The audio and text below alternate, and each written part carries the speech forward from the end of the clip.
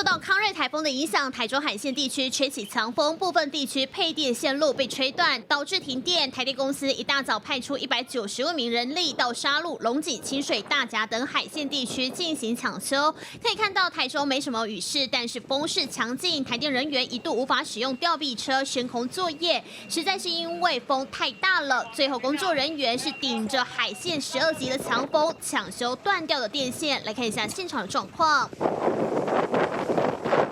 是还勉强可以做。